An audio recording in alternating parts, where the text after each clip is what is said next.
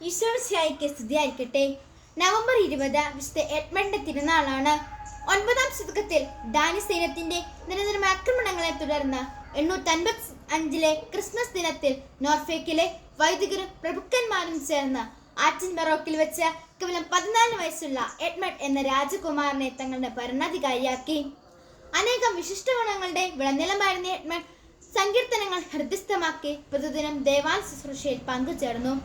സുദൃഢമായ ദൈവഭക്തിയും ധർമ്മനിഷ്ഠയും കൊണ്ട് ജനങ്ങൾക്ക് സമൃദ്ധമായ നേതൃത്വം നൽകി. അങ്ങനെയിരിക്കെ അക്രമകാരികളായ ഡാനിഷ് സൈന്യങ്ങൾ നാടും നഗരം കൊള്ളയടിക്കുകയും കണ്ണിൽ കണ്ടവരെല്ലാം കൊന്നൊടുക്കുകയും ചെയ്തു. തദവസരത്തിൽ എഡ്മണ്ട് തികഞ്ഞ ദേവാശ്രയ ബോധത്തോടുകൂടി ഗോലിയാത്തിനോട് യുദ്ധം ചെയ്ത ദാവീദിനെ പോലെ സധൈര്യം അവരെ നേരിടാൻ തീരുമാനിച്ചു. നൈറ്റ് ഫോർഡിൽ വെച്ചുണ്ടായ യുദ്ധത്തിൽ ശത്രുക്കൾക്ക് കനത്ത തിരിച്ചടി നൽകി. എന്നാൽ വലിയ സൈന്യബലം നേടി ശത്രു സൈന്യം തിരിച്ചു വന്നു. എഡ്മണ്ട് കിണഞ്ഞു പരിശ്രമിച്ചിട്ടും പിടിച്ചു നിൽക്കാൻ കഴിയാതെ സഫോക്കിലെ ഒരു കൊട്ടാരത്തിലേക്ക് പിൻവാങ്ങി.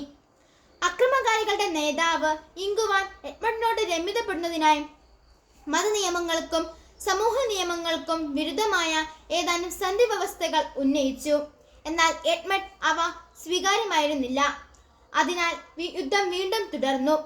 അപ്പോഴും ഇംഗുവാൻ പഴയ വ്യവസ്ഥകൾ തന്നെ ഉന്നയിച്ചു. എഡ്മണ്ട് അപ്പോഴും അവയെ അവജ്ഞയോടെ തള്ളിക്കളഞ്ഞു. തന്മൂലം ഇംഗുവാൻ കോപാവിഷ്ടനായി. എഡ്മണ്ടിനെ ഒരു മരത്തോട് ചേർത്ത് കെട്ടി ചമട്ടുകൊണ്ട് കഠിനമായി പ്രഹരിക്കാൻ ആജ്ഞ നൽകി. ദൈവനാമം ഉച്ചരിച്ചുകൊണ്ട് പീഡനങ്ങൾ ക്ഷമാപൂർവ്വം സഹിച്ചു. ഒടുവിൽ ഇംഗുവാൻ തന്നെ അദ്ദേഹത്തെ ബന്ധനവിമുക്തനാക്കിയതിനു ശേഷം ശിരച്ഛേദനം ചെയ്തു. എന്റെ രക്ഷക, ഒന്നെങ്കിൽ അങ്ങ് എന്റെ ജീവൻ സ്വീകരിക്കുക, അല്ലെങ്കിൽ പാപത്തിൽ നിന്ന് എന്നെ അകറ്റി നിർത്തുക.